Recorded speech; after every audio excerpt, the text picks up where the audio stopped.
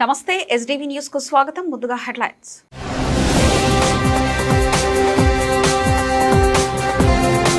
ప్రజా సమస్యలపై సత్వర స్పందన, ప్రతి ఆర్జీపైన ప్రత్యేక దృష్టి పెట్టి పరిష్కారం. జిల్లా కలెక్టర్ డాక్టర్ జి లక్ష్మీష.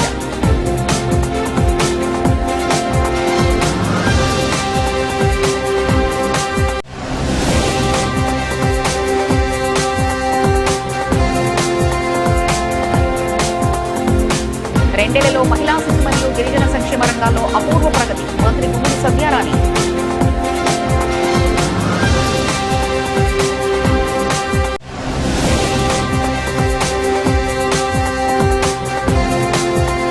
రెండవ రోజు సింగపూర్ పర్యటనలో వరల్డ్ సిటీ సర్వ్స్ లో పాల్గొన్న సీఎం చంద్రబాబు.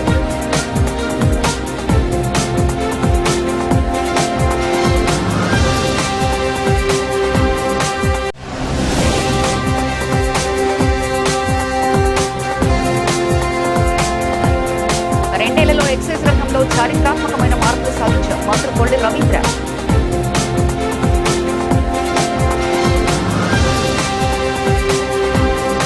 విజయవాడ పడమట పరిధిలో తీవ్ర సంచలనం సృష్టించిన తార్ జీప్ కేసులో నిందితులందరికీ షరతులతో కూడిన బెయిల్ను న్యాయస్థానం మంజూరు చేసింది. నిందితులు బొల్లా ఓం, రోహిత్ సాయి విజయవాడ జిల్లా జైలు నుంచి విడుదలయ్యారు.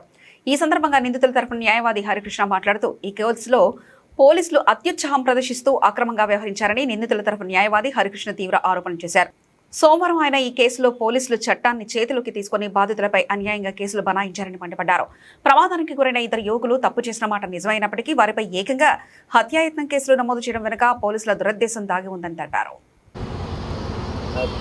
నా పేరు హరికృష్ణ, నేను అడ్వకేట్ని. ఈ పడమట పోలీస్ స్టేషన్లో గత 2 వారాలుగా నడుస్తున్న ఈ 2 తార్ కేసులు ఏదైతే కొట్టుకున్నాయో దాంట్లో మొదటి నిందితుడికి అయిన ఓం బొల్లా అనే అతనికి నేను అడ్వకేట్ని. సో ఈరోజు బెయిల్ అయింది, కండిషన్ బెయిల్ ఇచ్చారు. వారానికి 2 రోజులు సోమవారం శుక్రవారం సంతకం పెట్టమనేటట్టు, అదేవిధంగా విజయవాడ దాటి వెళ్లకుండా విచారణ 3 నెలలలోపు సంతకాలు పెట్టమని చెప్పి ఇచ్చారు. దాంట్లో భాగంగా ఈరోజు రిలీజ్ చేస్తున్నారండి. సో ఈ కేసులో నేను చెప్పాల్సింది ఏంటంటే మొదటి నుంచి కొన్ని విష ప్రచారాలు జరుగుతున్నాయి. దీంట్లో అటెంప్ట్ మర్డర్ కేసు అనేది ఒకటి తప్పు, అండ్ అదేవిధంగా ఒక అమ్మాయి కోసం గొడవ పడ్డారన్నది కూడా తప్పు. పోలీసు వారు కూడా ఎక్కడ కోర్టులో వాళ్ళు డాక్యుమెంట్స్ సబ్మిట్ చేసినప్పుడు ఎక్కడ చెప్పలేదు.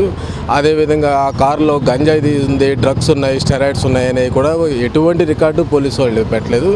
ఓన్లీ కేవలం పుకార్లు మాత్రం విస్తృతంగా వ్యాపింప చేశారు.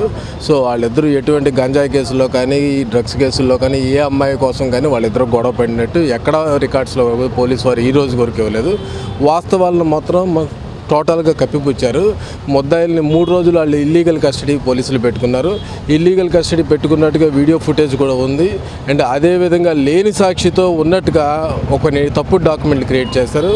ఎవరైతే సాక్షి LW5 ఉన్నారో అతను హైదరాబాద్కి వైజాగ్కి ట్రావెల్ చేస్తున్నారు ఎయిర్ ఇండియా ఎక్స్ప్రెస్లో. అతను బోర్డింగ్ పాస్ కూడా ఉంది, అవి కూడా కోర్టు వారికి చూపించాం. దాని మీద ఈ పోలీసు వారు చేసిన ఈ కార్యక్రమాల మీద హైకోర్టులో వాళ్ళని అడగబోతున్నాం, వాళ్ళు చేసిన అరాచకాలకి.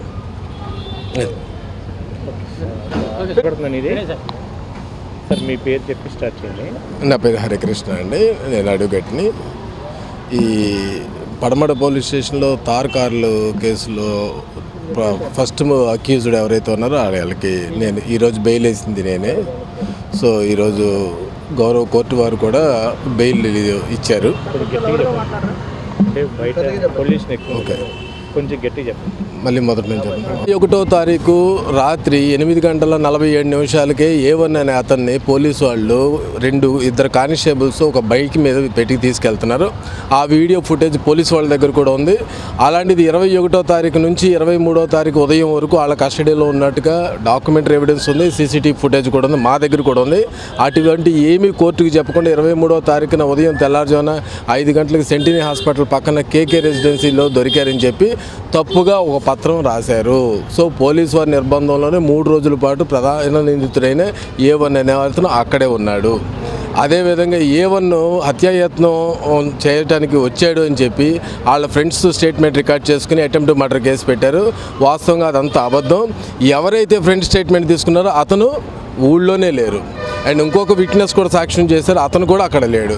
సో వీడియో ఫుటేజ్లో వాళ్ళు ఉన్నట్టు కూడా లేరు. ఎవరైతే ఫిర్యాదు ఇచ్చాడో ఆ ఫిర్యాదుదారుడు కూడా ఆ వీడియో ఫుటేజ్లో లేదు. ఆ ఒరిజినల్ వీడియో ఫుటేజ్ మా దగ్గర ఉంది, పోలీస్ దగ్గర ఉంది. కానీ ఆ ఒరిజినల్ వీడియో ఫుటేజ్ కోర్టుకి మాత్రం ఇవ్వలేదండి. వాళ్ళు ఇవ్వకుండా కేసును తప్పుదావ పట్టించడం కోసం కేవలం ఒక ఫాల్స్ డాక్యుమెంట్ని క్రియేట్ చేశారు. Only for the purpose of వీళ్ళని జైలుకి పంపించాలని, వాళ్ళు ఏంట్లో ఐడెంటిటీని చూపించాలి, పోలీస్ మార్క్ చూపించాలని తప్పుడు కేసు మాత్రం పెట్టారండి. సో దానికి సంబంధించిన ఎవిడెన్స్లు మొత్తం అన్ని రేపు హైకోర్టులో వేస్తున్నాం. ఆల్రెడీ LW5 ఎవరైతే ఉన్నారో వైజాగ్ వెళ్ళిన అతను ఆల్రెడీ హైకోర్టులో రిట్ పిటిషన్ ఫైల్ చేశారు. పోలీసు వాళ్ళు దానికి కౌంటర్ వేయలేదు. కౌంటర్ వేస్తానని టైం తీసుకున్నారు.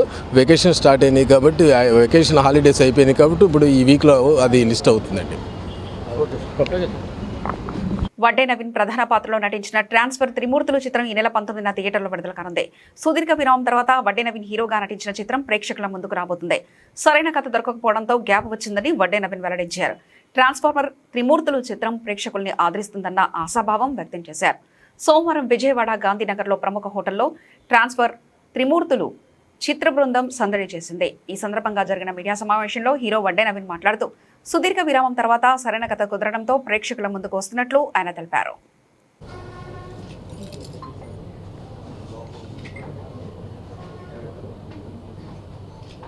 అందరికీ నమస్కారం. ట్రాన్స్ఫర్ త్రిమూర్తులు ఈ నెల జూన్ 19న థియేటర్స్లో రిలీజ్ అవుతుంది. ఈ మూవీ మేము మంచి కంటెంట్తో, గుడ్ విజువల్స్ అండ్ సౌండ్తో ఎంతవరకు బాగా చేయాలో చేశాము. మా అందరికీ చాలా కాన్ఫిడెంట్గా ఉంది మీకు నచ్చుతుందని. మీ అందరూ ఎవరో చెప్పటం గురించి ఆగకుండా ఫస్ట్ డే మార్నింగ్ షో నుంచి అందరూ వచ్చి మీ ఒపీనియన్ అప్పుడు తెలిపండి. అండ్ ట్రాన్స్ఫర్ త్రిమూర్తులు విల్ ఎంటర్టైన్ యూ అని నేను అనుకుంటున్నాను. నేను చెప్పనా? Guntur all over wherever Telugu audience అదే ఇన్నాళ్ళు నన్ను ప్రొపగేట్ చేస్తూనే వచ్చారు. ఈ సినిమా గురించి ఇంకా ఈ టీజరు, ఈ సాంగ్స్ ఇవన్నీ చాలా వైరల్ చేశారు. So I'm really thankful to all Telugu audience and of course media for promoting the film well. Thank you. Thank you all for coming and supporting us always.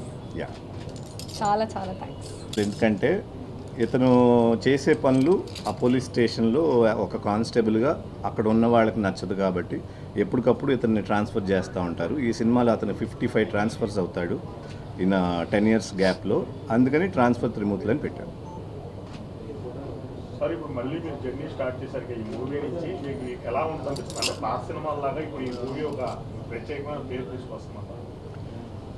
ఈ movie ఎలా ఉంటుందంటే, ఇదివరకు నా మంచి సినిమాలు ఏదైతే జనాలు ఎంజాయ్ చేశారో పబ్లిక్ ఆడియన్స్, అట్లాగే ఇంకొక మంచి సినిమా ఇవ్వటానికి quality film with good content తయారు చేసాం. సో ఆ పరంగా ఆకట్టుకుంటుందని అనుకుంటున్నాం. సార్, ఇది కాకుండా ఇంకేమైనా మూవీస్ తీస్తున్నారు? ప్రస్తుతానికి ఇది, మిగతా as it goes will tell you.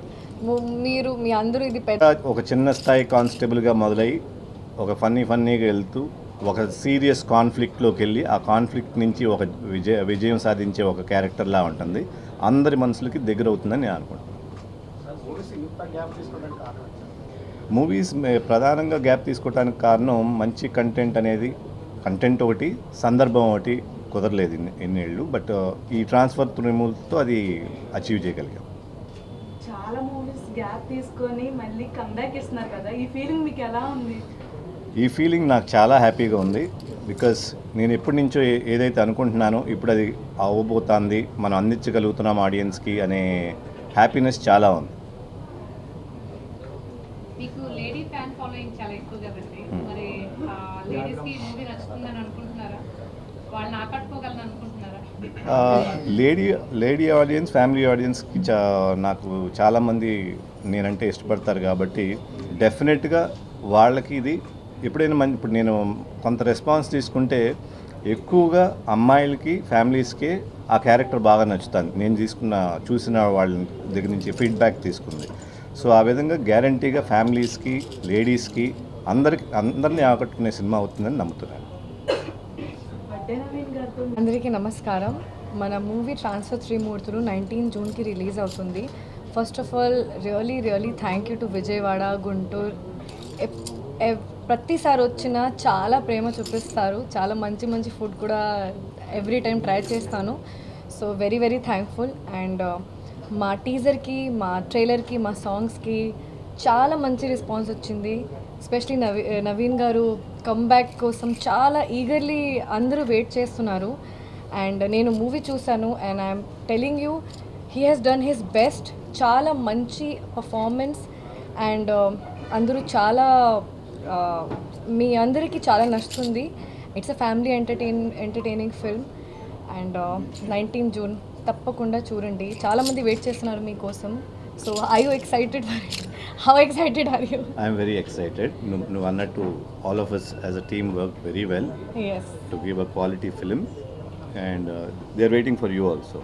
Majorly waiting for you. And నేను ఎక్కడికి వెళ్ళిన హైదరాబాద్లో అక్కడ అందరూ మీ సాంగే ప్లే చేస్తున్నారు, మీ గురించే మాట్లాడుతున్నారు. ట్రాన్స్ఫర్ త్రిమూర్తులు వస్తుంది, సార్ వస్తున్నారు, మీకు మీ ఎక్స్పీరియన్స్ ఎలా ఉంది అని every one loves you so much. And ఇక్కడ కూడా అక్కడ కూడా.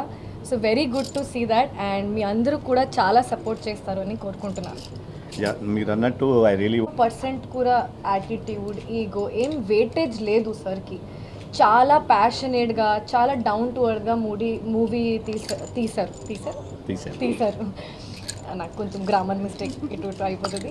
చాలా ప్యాషనేట్గా తీశారు. అండ్ ఎక్స్ట్రీమ్లీ కామ్ పర్సన్ అండి. చాలా కామ్గా ఉంటారు. ఇప్పుడు మీరు ఎలా చూస్తున్నారు, మొత్తం షూట్ డేలో నేను ఒక్క రోజు కూడా కోపంలో చూడలేదు.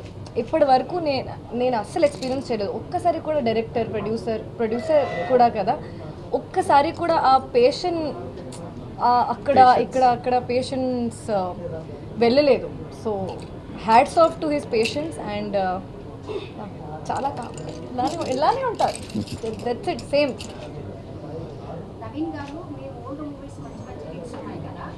సింగపూర్లో 2వ రోజు పర్యటనలో భాగంగా ముఖ్యమంత్రి నారా చంద్రబాబు నాయుడు వివిధ కీలక దశల్లో సమావేశాల్లో పాల్గొననున్నారు. రాష్ట్రానికి పెట్టుబడుల ఆకర్షణ, అమరావతి రాజధాని ప్రాంత అభివృద్ధి ప్రణాళికలు, సెమీకండక్టర్ రంగ విస్తరణలే లక్ష్యంగా మంగళవారం పలు అంతర్జాతీయ ప్రతినిధుల బృందాలు, ప్రపంచ స్థాయి పారిశ్రామికవేత్తలతో సీఎం చంద్రబాబు చర్చలు జరపనున్నారు. వరల్డ్ సిటీస్ సమిట్లో ముఖ్యమంత్రి కీలక ఉపన్యాసం చేయనున్నారు.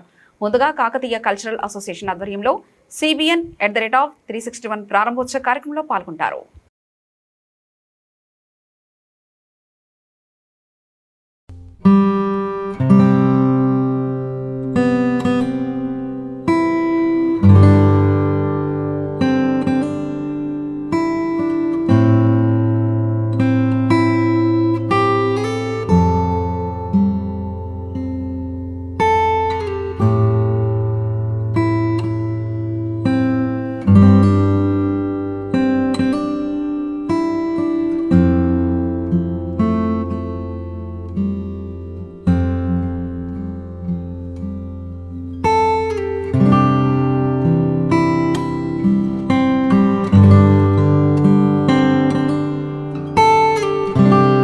రాష్ట్ర ఆర్థిక వ్యవస్థలో కీలక పాత్ర పోషించే ఎక్సైజ్ రంగాన్ని గత ప్రభుత్వ హయాంలో అవినీతి, అక్రమాలు, విధానపరమైన వైఫల్యాలు, పారదర్శకతలేమి తీవ్రంగా దెబ్బతీశాయని రాష్ట్ర ఎక్సైజ్ గనులు, భూగర్భ శాఖ మంత్రి శ్రీ కొల్లు రవీంద్ర పేర్కొన్నారు.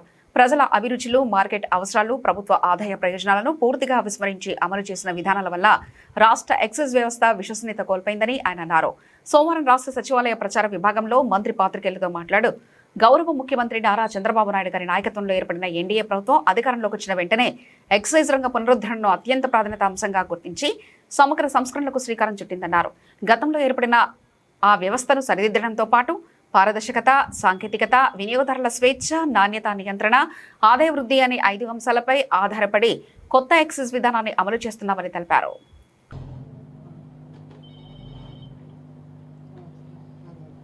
నమస్కారం. 2019-24 ఒక విధ్వంసకరమైనటువంటి పరిస్థితులు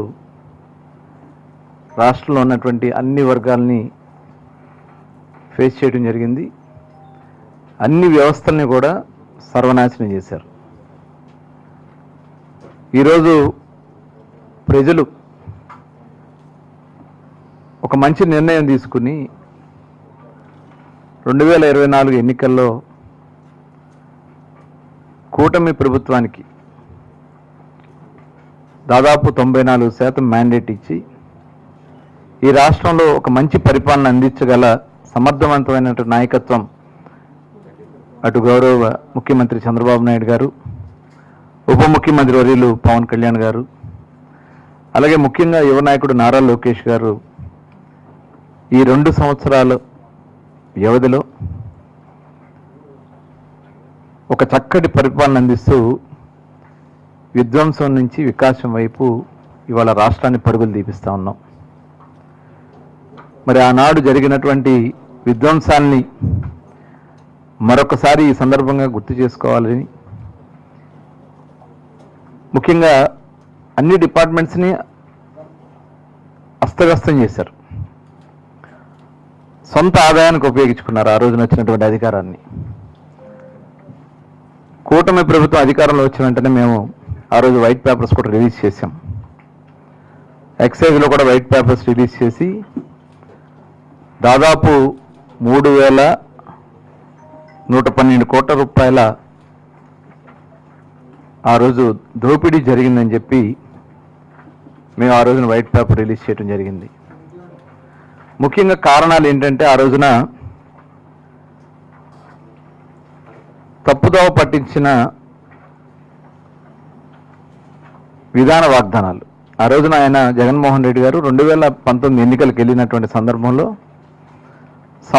రాష్ట్ర ముఖ్యమంత్రి నారా చంద్రబాబు నాయుడు గారి దూరదృష్టి నాయకత్వంలో ఉప ముఖ్యమంత్రి పవన్ కళ్యాణ్ గారి సహకారంతో మహిళా, శిశు మరియు గిరిజన సంక్షేమ రంగాలను అత్యున్నత ప్రాధాన్యత రంగాలుగా గుర్తించి గత 2 సంవత్సరాల కాలంలో ఎన్నడూ లేని స్థాయిలో సంక్షేమం, అభివృద్ధి కార్యక్రమాలను రాష్ట్ర ప్రభుత్వం అమలు చేసిందని రాష్ట్ర మహిళా అభివృద్ధి, శిశు మరియు గిరిజన సంక్షేమ శాఖ మంత్రి గుమ్మడి సంధ్యారెడ్డి తెలిపారు.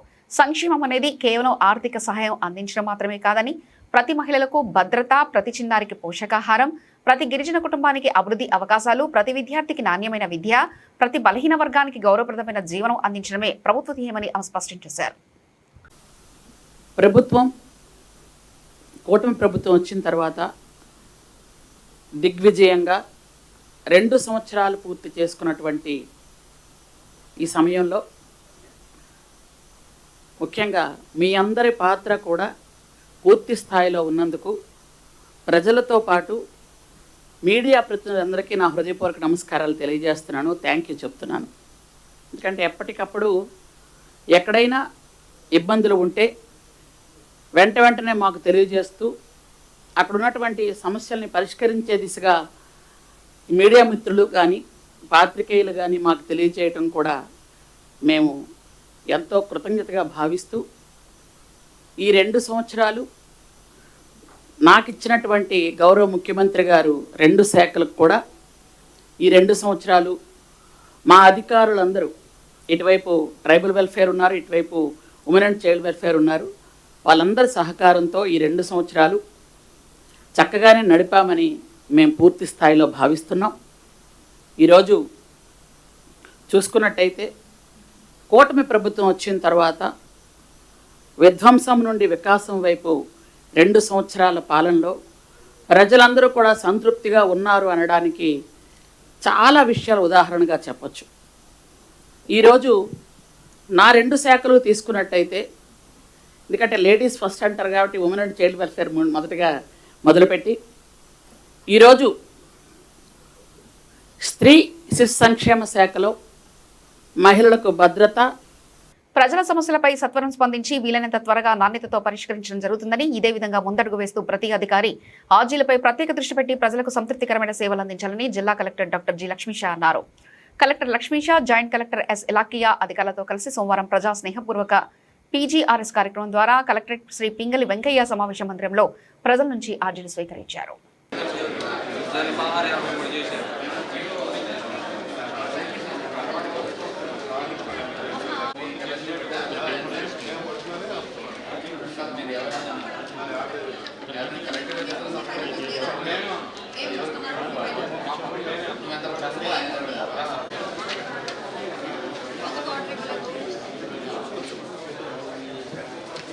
అలా కాదు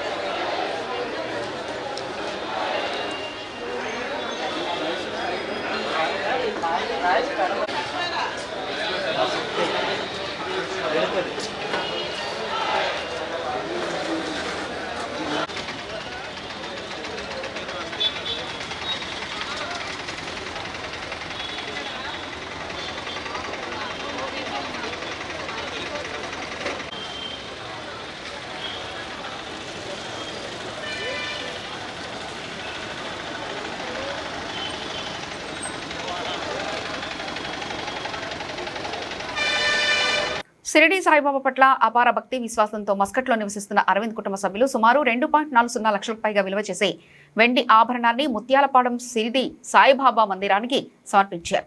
భక్తులు ఎంతో భక్తి శ్రద్ధలతో బాబా వారికి కానుక సమర్పించడం ఆనందంగా ఉందని మందిర గౌరవ అధ్యక్షుడు గౌతమ్ రెడ్డి, అధ్యక్షుడు లక్ష్మణరావు తెలిపారు. అరవింద్ కుటుంబ సభ్యులపై సాయిబాబా వారి కరుణాకటాక్షలు ఎల్లప్పుడూ ఉండాలని ఆకాంక్షించారు. ముత్యాలంపాడు షిరిడి సాయిబాబా మందిరంలో భక్తి శ్రద్ధల నడుమ ప్రత్యేక కార్యక్రమం నిర్వహించారు. మస్కట్లో నివసిస్తున్న అరవింద్ కుటుంబ సభ్యులు సుమారు 2.40 లక్షలకు పైగా విలువ చేసే వెండి ఆభరణాన్ని సాయిబాబా వారికి కానుకగా సమర్పించారు. ఈ సందర్భంగా బాబావారికి ప్రత్యేక పూజలు అర్చనలు నిర్వహించి ఆశీర్వచనాలు పొందారు.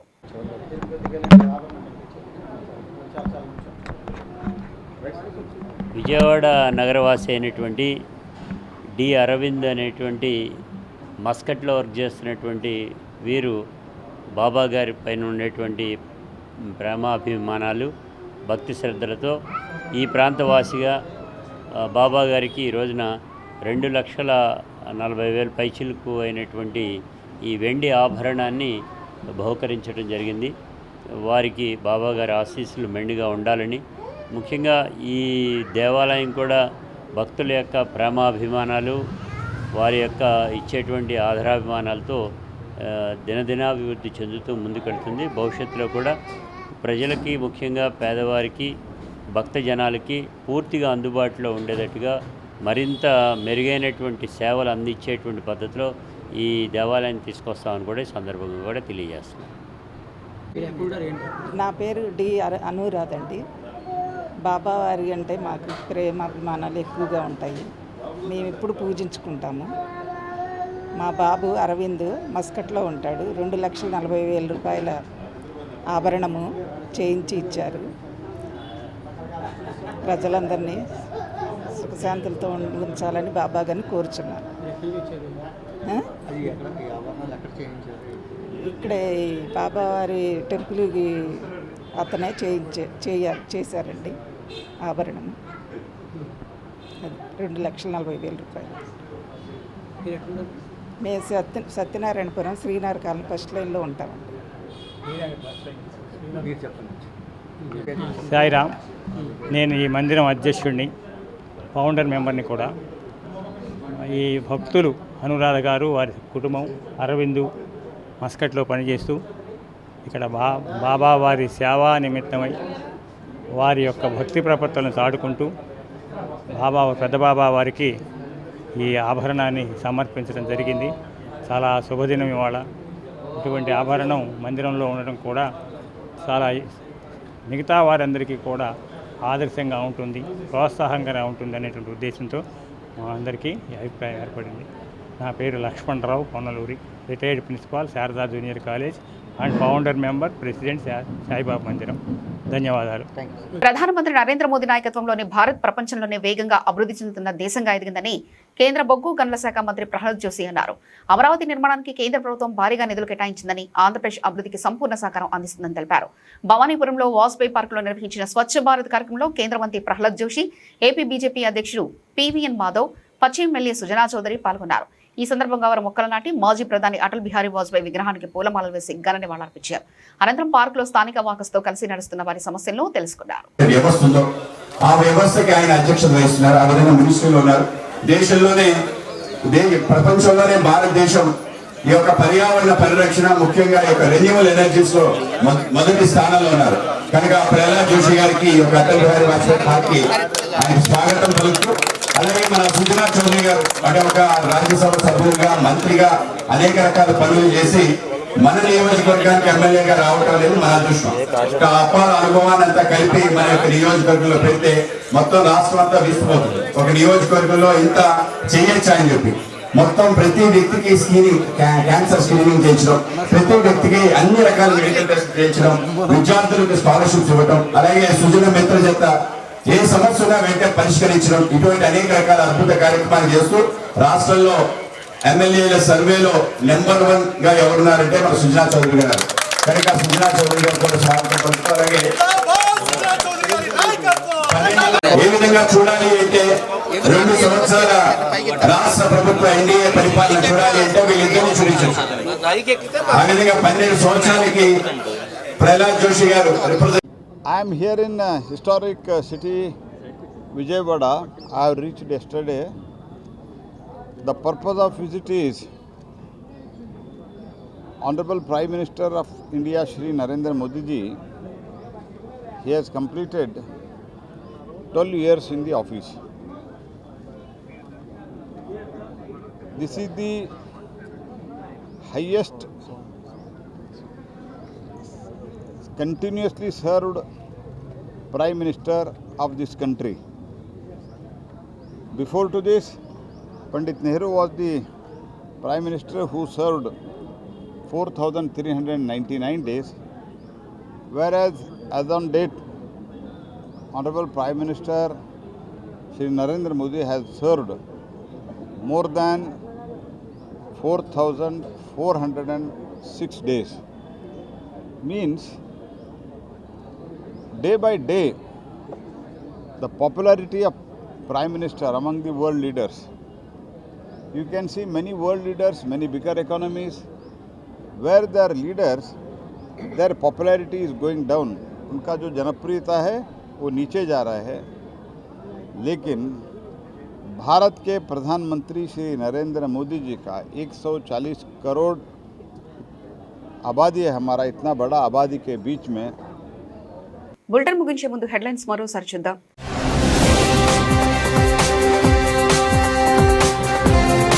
ప్రజా సమస్యలపై సత్వర స్పందన, ప్రతి ఆర్జీపైన ప్రత్యేక దృష్టి పెట్టి పరిష్కారం. జిల్లా కలెక్టర్ డాక్టర్ జి లక్ష్మీష.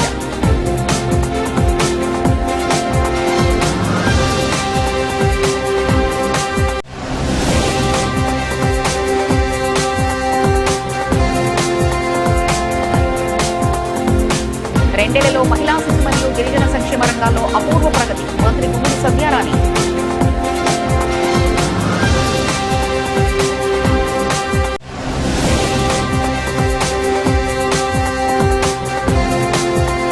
రెండవ రోజు సింగపూర్ పర్యటనలో వరల్డ్ సిటీ సర్వ్స్ లో పాల్గొన్న సీఎం చంద్రబాబు.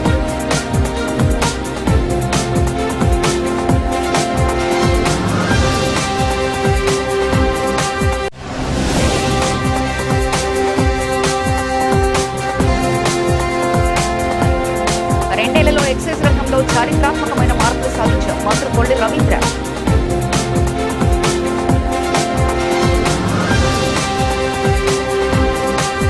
ఇవి ఇప్పటివరకున్న అప్డేట్స్. మరో బులెటిన్లో మళ్ళీ కలుసుకుందాం. అంతవరకు సెలవు. నమస్కారం.